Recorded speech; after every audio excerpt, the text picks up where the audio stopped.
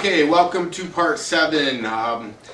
Before I start with how the deal with Frito went, I wanted to say one thing about the Sergeant Hightower thing. Now, before I start that even, I don't script anything. I just sit down and I start telling the story.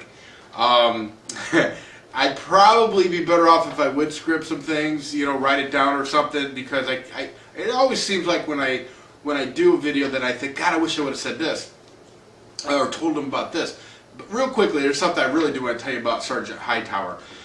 When Sergeant Hightower started his nonsense with me about how that just didn't seem like, you know, Officer Garland to him, blah, blah, blah, blah, I said to Hightower, I said, Sergeant Hightower, if you would like, I said, why don't you sit on my front porch for about an hour and watch the traffic come and go from that house, and then you may have a different attitude. Because understand, at that time, Super Trooper Charles Garland was living at that house, and actually half that house was in his name.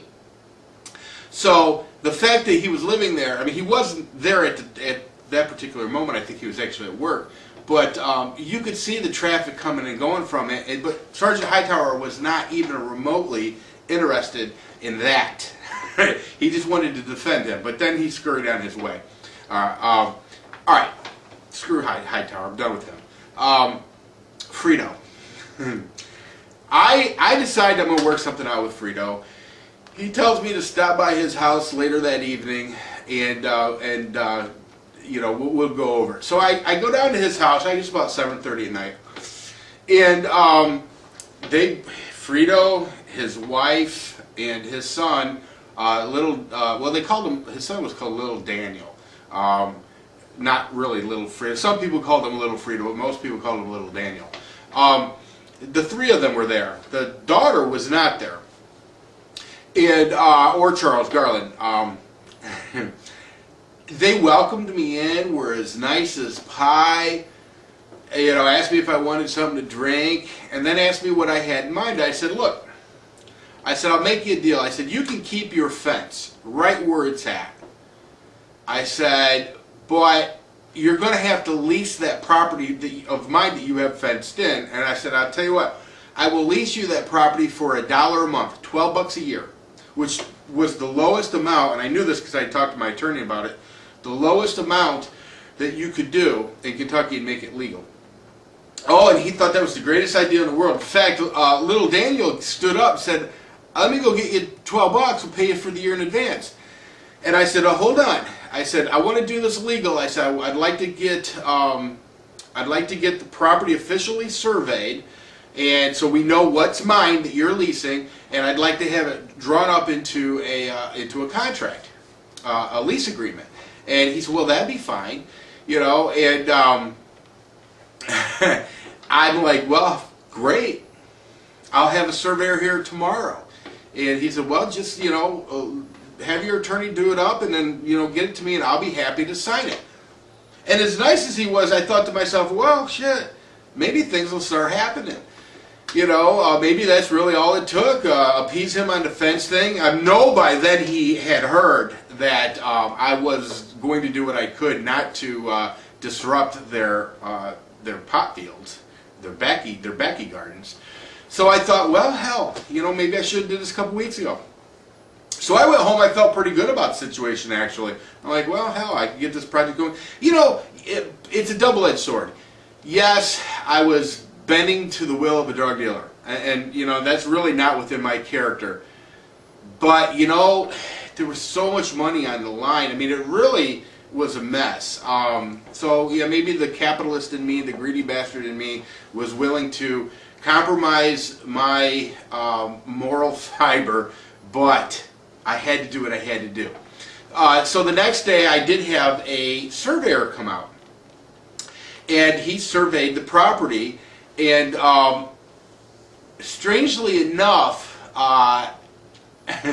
he said to me at the time, the surveyor did, he said, I think your line goes through the middle of their house. I'm like, God help me. He goes, but I don't know yet. And then afterwards he said, no, it's off the corner of their house by about 4 foot. But, you know, where the property line actually runs, the corner of their garage, you wouldn't be able to get a car in and out of their garage if I was to line a fence up my property line. So Which I thought, well, that's great anyway, because then he's obviously going to sign this lease. He's not going to want to deal with that. So my surveyor drives in stakes. I take the map that he makes. Actually, he didn't give me a map that day. I told him, I said, send a map to my attorney in Pineville. I said, so he's going to draw up a lease for me. And I think he did get that out later that day to my attorney. The following day, my attorney had called me and said, hey, I have this lease all drawn up for you. It's got a little miniaturized copy of the survey in it, the whole 9 yards. He goes, but we've got one problem. And I said, what's that? He said, the house is not in Daniel Lambert's name. Frito. I'm like, well, whose name is it in?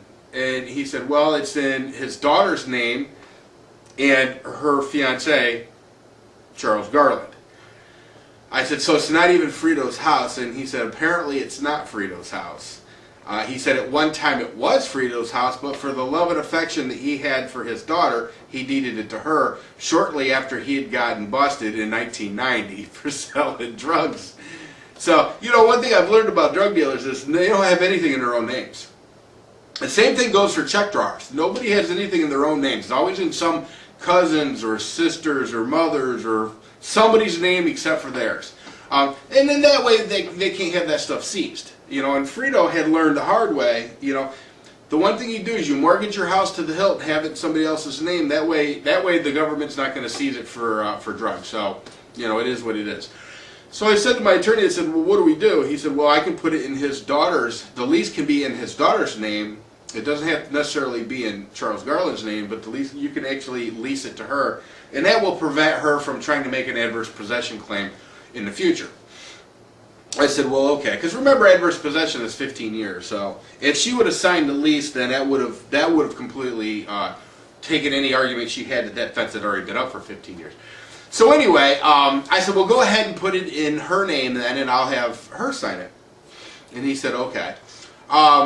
So I get the lease from that guy, and went down to Frito's and I said, hey, I've got this lease. It's ready to be signed. And he said, well, come on in. Now, his daughter was there at the time when I got in there. Now, Charles Garland wasn't there, but his daughter was there, who had to actually be the one to sign the lease. I walk in the door, and I had the survey map and the lease, and I said to his daughter, I said, hey, I'm going to need you to sign this. And the look on Frito's face completely changed from, hey, how you doing, come on in, to, you know, to actually kind of nasty. There's a word for what he was trying to pull on me. In the South, it's called hoodooed. Up north, it's called trick-fucked, and several other things. But what he was trying to do was he was trying to hoodoo me, because he could have signed that lease all day long, but it really would not have affected the adverse possession claim that she was obviously going to try to make. So I said, look, she's got to sign this lease. The house is in her name. And I pulled out the map that actually showed, and I looked at her and I said, here's where my property line is. And she blew a gasket. She's only about 5'2". She's really, really good looking girl. I mean, I think at that time she was probably 23 maybe, smoking hot, and she just blows up and she starts hurling F words at me. I mean, get the F out of my house, and you can stick that up your effing ass and all this stuff. And I'm just like, wow, okay. You don't have to ask me twice to leave your house, you know, so.